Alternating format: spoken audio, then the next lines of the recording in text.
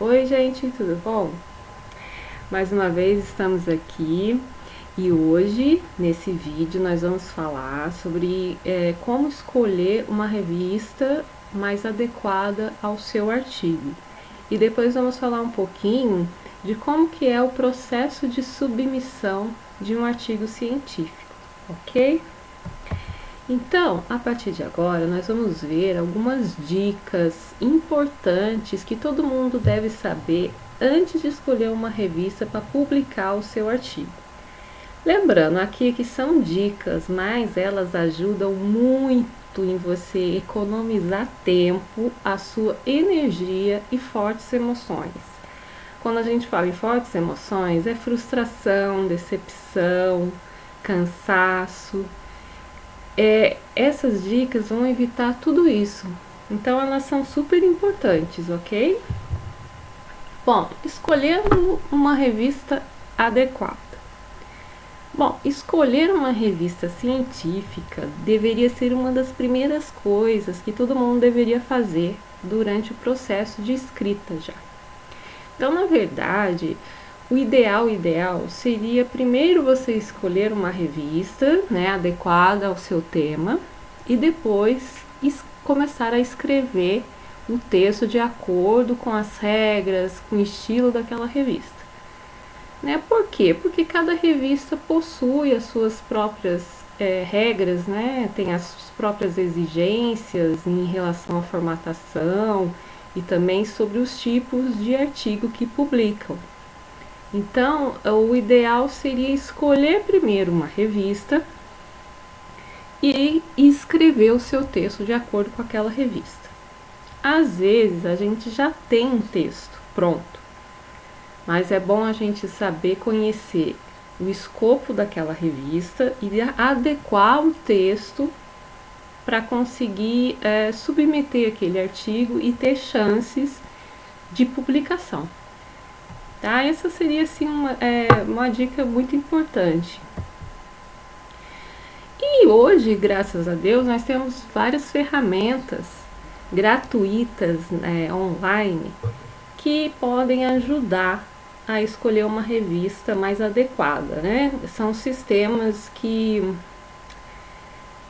de computadores, a inteligência artificial, que vão fazer assim um match para ver as chances, vão dar todas assim as porcentagens, probabilidade de revistas que podem ter maiores chances de publicação do seu artigo.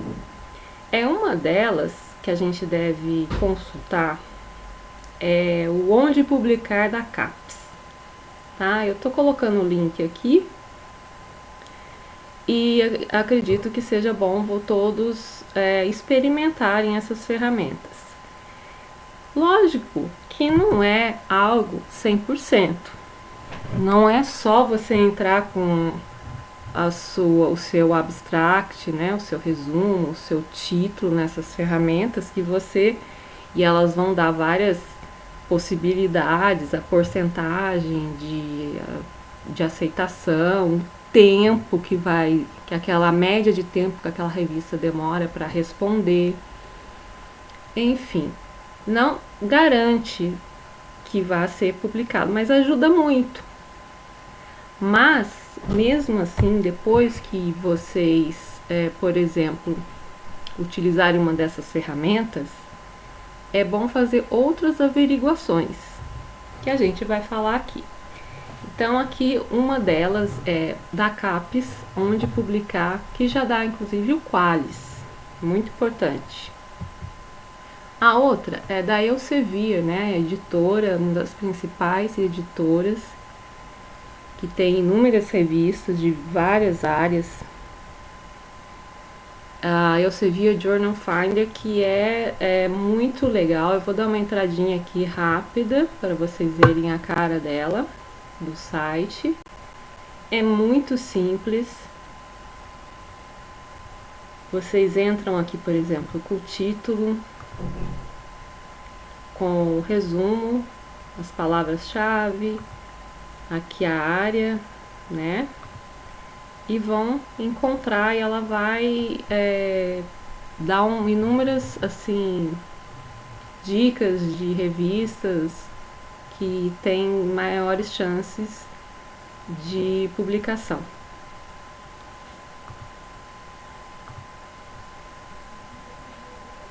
Opa! Então, além da Elsevier Journal Finder, temos também a Edance, que também é outra ferramenta que é muito legal, é muito simples, na verdade é muito parecida com a da Elsevier, tá? É outra dica bacana também.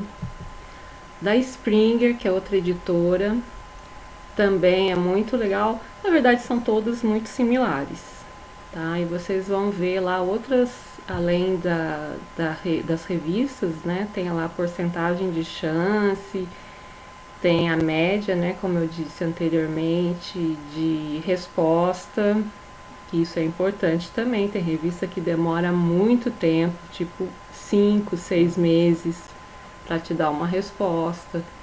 E a gente precisa saber, né? Às vezes normalmente nós temos prazos, então isso é uma informação importante. Então essas ferramentas também dão essas informações. Tem esse outro da IEE Publication, e elas vão te ajudar a escolher então uma revista, né? O muito importante a gente falar aqui que hoje existe muitas revistas, periódicos que estão surgindo a todo momento, né? Então existe assim muita concorrência. E também a taxa de rejeição, consequentemente, cresceu muito, né? Então, as exigências das revistas de qualidade estão cada vez maiores, os níveis de exigência, né? Mas, então, esses periódicos que ficam surgindo a todo momento têm sido chamados de periódicos ou revistas chamadas predatórias, né? Elas normalmente elas cobram uma taxa muito alta para publicação. Elas possuem uma qualidade duvidosa, né? E mesmo se o seu trabalho for de excelente qualidade, digamos assim que as pessoas da área vão ficar um pouco assim, né? Olhando o seu trabalho com muitas dúvidas, porque vão questionar realmente a qualidade dele, mesmo se for um bom trabalho. Porque o processo de avaliação é muito, às vezes, precário. Na verdade, eles têm maior interesse em cobrar mesmo e em ganhar dinheiro para se manter no mercado. Então é muito importante que você saiba selecionar revistas que possuem realmente uma qualidade, né, e mais adequadas ao seu artigo. Então agora nós vamos dar 6 instruções para todo mundo fazer uma boa escolha nesse momento. Essas revistas predatórias, na verdade, elas também têm assim uma carinha, digamos, quando você abre o site, muito chamativa, sabe? Coisas piscando, informações difíceis de serem encontradas. Você quer saber quanto que ela cobra e você não consegue achar. É um site normalmente muito poluído visualmente, muito diferente dos sites de revistas de qualidade, tá? Então, uma das sugestões para vocês escolherem uma boa revista é ler o escopo da revista, né? O escopo da revista é a área de abrangência das publicações. Então, ao identificar esse escopo, você também evita que não caia nessa rede de periódicos predatórios. Por quê? As boas revistas trazem essa informação de forma clara e acessível no site. Aqui como exemplo está assim a página principal de uma das revistas da Elsevier, Construction and Building Materials, E vocês podem ver aqui que logo na primeira página já tem todas as informações about the journal. Então, vocês clicando aqui, vocês já vão ver qual é o escopo da revista e vocês vão conhecer melhor a revista. Tem todos os nomes dos editores, né? Vocês têm que ter muita informação, conhecer muito para tomar uma decisão. E normalmente essas revistas também apresentam o fator de impacto logo na primeira página, tá? Bom, outra coisa importante é indexação, né? Os indexadores são bases de dados onde estão reunidos os periódicos que já foram selecionados seguindo critérios de qualidade. Ou seja, aqueles que estão indexados já passaram por alguns critérios de qualidade, então já foi feita aí uma filtragem, né? E isso é muito importante você pesquisar isso na página da CAPES, como pode ser observado aqui, já tem, vocês entram no link aqui buscar base, né? Isso é importante por dois motivos. Então, você já sabe que a revista já passou por alguns critérios de qualidade e o seu artigo, se publicado em uma dessas bases, vai ganhar mais visibilidade entre os pesquisadores, tá? Então, algumas das principais bases, por exemplo, a Cielo, que é bem conhecida, a Web of Science, Scopus, né, entre outros. Então, isso é um outro fator muito importante vocês conhecerem. Bom, como eu acabei de mencionar, né, eu misturei um pouquinho, mas o fator de impacto das revistas, isso é essencial que vocês conheçam, e nas revistas de qualidade isso já vem na primeira página, tá? O fator de impacto normalmente está na primeira página, normalmente não. Nas revistas boas, elas estão ali na primeira página, tá? E como é que isso funciona, né? O fator de impacto é um método usado para qualificar as revistas com base nas citações que ela recebe. É feito um cálculo que, por exemplo, dei um exemplinho aqui com números simples, né? Se foram publicados 1000 artigos nos 2 últimos anos e esses 1000 artigos receberam 500 citações no último ano, o fator de impacto fica como 0,5, né? Então, esse é um exemplinho de um cálculo, né? Então, o cálculo é feito somando-se as citações dos artigos recebidas no ano do cálculo do fator de impacto e dividindo esse número pela quantidade de artigos publicados nos 2 anos antecedentes a esse cálculo, né? Parece uma coisa complicada, mas não é. Então, o fator de impacto, normalmente, ele é variável, né? Então, as revistas de qualidade, elas normalmente já informam qual é o fator de impacto, a última avaliação e o último valor do fator de impacto dela. E nós temos aqui no Brasil o Qualiscaps, né? O fator de impacto é um valor, um fator assim que é mundial. Pode ser que você ache uma revista que tenha um fator de impacto muito alto, uma revista de muita qualidade, porém, quando você vai procurar essa revista no Qualis, ela não foi avaliada, ela não está na lista da CAPES, no Qualiscaps.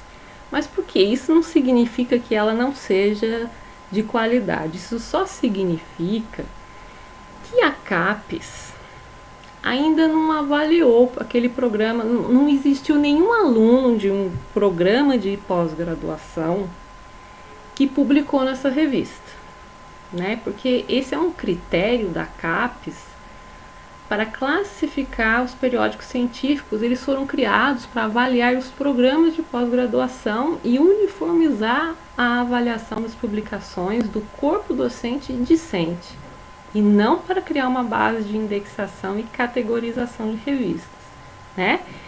Então, isso quer dizer que o Qualis não deve ser um parâmetro único para avaliar a qualidade de uma revista, né? O fato de um periódico não estar na lista da plataforma da Qualis Capes não significa que se trata de uma revista de baixa qualidade. Porém, todavia, entretanto, como nós estamos no Brasil e isso conta muito, a avaliação da Capes, uma sugestão seria encontrar uma revista de qualidade com bom fator de impacto e ao mesmo tempo já tenha sido avaliado pela Qualis, que já tem um Qualis da Capes. Então, que seja uma revista de um bom fator de impacto e ao mesmo tempo que já esteja na lista da Capes, ok? Mas se não estiver, não é necessariamente que seja uma revista ruim. Aí, o que pode acontecer? Se você resolver publicar numa revista que ainda não foi avaliada pela Capes, na próxima avaliação do programa, que não é feita anualmente, se eu não me engano a cada triênio, a Capes vai ver quantas pessoas daquele programa publicaram naquela determinada revista, aí que a revista vai fazer parte da lista da Capes, ou seja, não é um processo rápido. Então, nós aconselhamos que vocês, além de avaliarem o fator de impacto, ao mesmo tempo vejam se a revista já está na lista da Capes, tá? Para pesquisar Qualis, é só acessar aqui a plataforma Sucupira da Capes, que você já tem uma lista de todos os periódicos com seus Qualis. Bom, outra coisa importante que tem que ser avaliada é se as revistas, a revista que você quer submeter, ela oferece o acesso aberto, né? O que é isso? Se os artigos estarão disponíveis de forma gratuita a todos, né? Hoje existem também as chamadas revistas híbridas, elas normalmente cobram uma taxa que não é muito alta, às vezes apenas, por exemplo, o DOI, tem uma revista brasileira muito boa, que ela cobra o DOI só, quando o seu artigo é aceito, eles cobram essa taxa de hoje na faixa de R$300. É uma maneira de contribuir, digamos assim, né? E essas informações é bom a gente ter antes, porque às vezes você acaba submetendo um artigo para uma revista, você não leu direito, aquele artigo é aceito, e você tem um prazo curto, e normalmente quando a revista cobra, não é um valor baixo, tá? Tem revistas que chegam a cobrar $5.000 a publicação. Aí fica difícil, se você tem o dinheiro disponível, ótimo. Se não tem, e você depende, por exemplo, de dinheiro da pós-graduação, aí existe todo o processo burocrático. Às vezes o programa da pós-graduação não tem aquele dinheiro disponível para publicação. Então é bom a gente ter essa informação antes para não ficar decepcionado depois, né? Essas revistas, então, que oferecem esse acesso aberto, ela surgiu assim como uma resposta das editoras, porque elas acreditam que o conhecimento científico deve ser para todos, deve ser gratuito. Além de ser uma maneira de você prestar contas, né, à sociedade sobre o que as universidades estão pesquisando, né, e que muitas vezes, muito aqui no Brasil, né, principalmente é realizado com dinheiro público, né, então é uma maneira de você prestar contas à sociedade. Então, nós temos revistas que têm acesso aberto, revistas que cobram taxas para publicação muito altas e temos as revistas que cobram taxas apenas do DOI, por exemplo, que não são valores muito altos. Então, antes de submeter, é necessário ter essas informações para depois não ser, né, a gente não ter aquela surpresa desagradável. Bom, transparência. Como já foi dito, nós temos a todo momento novos periódicos que estão surgindo aí, né? E isso aumenta as denúncias de práticas antiéticas que acontecem muito durante o processo editorial. Isso significa que os critérios mínimos para avaliar a qualidade de um trabalho não são cumpridos totalmente. Além dessas revistas cobrarem taxas muito altas de publicação, elas não oferecem a revisão por pares adequada. Então, como eu disse anteriormente, mesmo se seu artigo for de excelente qualidade, poderá ser questionado sobre sua credibilidade por ter sido publicado por um periódico predatório. Então, prestem muita atenção. Tem um vídeo muito bacana nessa plataforma da Vimeo, que eu vou deixar o link para depois vocês assistirem. É um vídeo muito rapidinho, bem legalzinho mesmo. Bom, agora eu queria mostrar para vocês mais ou menos como é que é o processo, como é que é por exemplo, você já tem o seu artigo, tá? Você já escolheu a revista e você quer publicar, por exemplo, a carinha do Journal of Material Science, da Springer. É uma revista de ótima qualidade, ela é Qualis A1, na área interdisciplinar da CAPES. Veja, isso aqui é a página principal. A gente tem aqui o corpo editorial, o escopo da revista, ela já vai explicar aqui tudo o que eles, né, qual é que assuntos interessam a eles. Tem todas as informações aqui, ó, fator de impacto. Normalmente eles demoram 19 dias para a primeira decisão.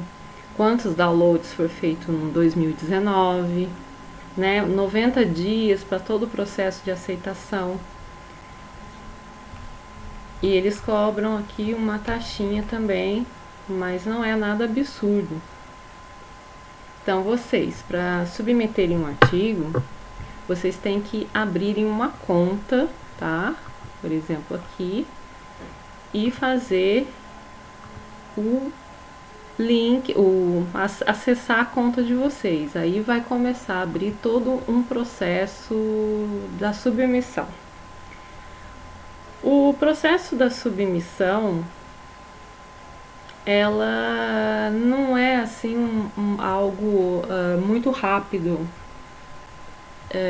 Então, nós aconselhamos que vocês, na hora de submeter o artigo, vocês estejam assim num momento tranquilo, num ambiente tranquilo, porque é necessário prestar muita atenção para para cumprir todas as etapas da submissão, porque se vocês não cumprirem todas as etapas da submissão, eles não vão nem ler o artigo, já vai ser recusado logo de cara.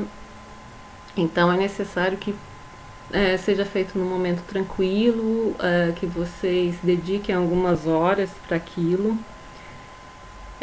Tem revistas que o processo de submissão é mais rápido, mais simples, e tem revistas cujo processo é mais complexo, mais demorado, fazem muitas perguntas, né? Então é mais assim, cada uma tem a sua própria regra, como foi dito, né? Não é um processo rápido, na verdade, o processo de submeter, dependendo da revista, tá? Então é preciso esse momento de dedicação a esse processo, né? De anexar todos os documentos no devido formato. Tem revistas que aceitam a submissão, a primeira submissão com um texto com figuras. Existem revistas que querem que você submeta o texto e submeta as figuras separadamente, em arquivos separados. Então, cada uma tem suas próprias regras, né? E antes de começar, você precisa ler o guia, o manual de submissão, para começar todo esse processo, ok? Então, essas são aqui algumas dicas. Nós agradecemos e até a próxima aula.